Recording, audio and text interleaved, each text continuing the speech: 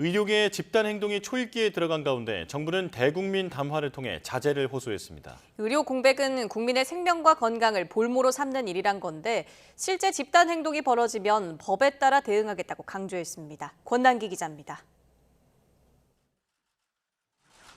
의료계 집단행동 움직임에 대한 정부의 대국민 담화는 의사들을 향한 호소로 시작했습니다. 한덕수 국무총리는 동맹 휴학이나 전공의 사직서 제출 등을 언급하며 의료 공백의 피해는 오로지 국민의 몫이라고 지적했습니다. 대화를 통해 이견을 좁혀나가야 한다고 간곡히 당부드립니다. 부디 의료 현장과 환자의 곁을 지켜주시기를 부탁드립니다.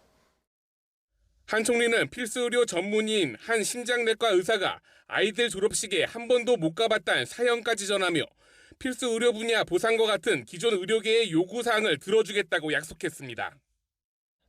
낡고 불합리한 의료체계는 그대로 둔 채 의사 개개인의 헌신과 희생에 의존해온 탓입니다. 다만 의대 정원 확대 등 의료개혁에 대한 의지는 단호했습니다.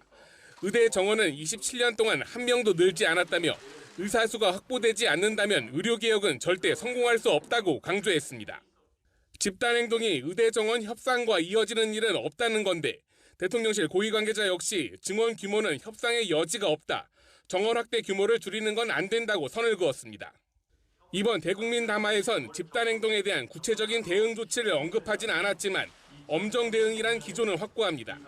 정부는 업무 복귀 명령을 어긴 전공의 등에 대한 원칙적인 법 집행 방침과 함께 의료 공백을 막기 위한 비상진료 체계를 철저히 준비하겠다고 밝혔습니다.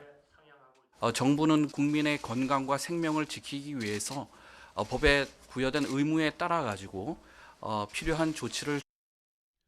의료계에 대한 간곡한 호소라는 이번 담화는 의료 공백으로 실제 환자 피해가 발생했을 경우의 여론까지 염두에 둔 것으로 보입니다.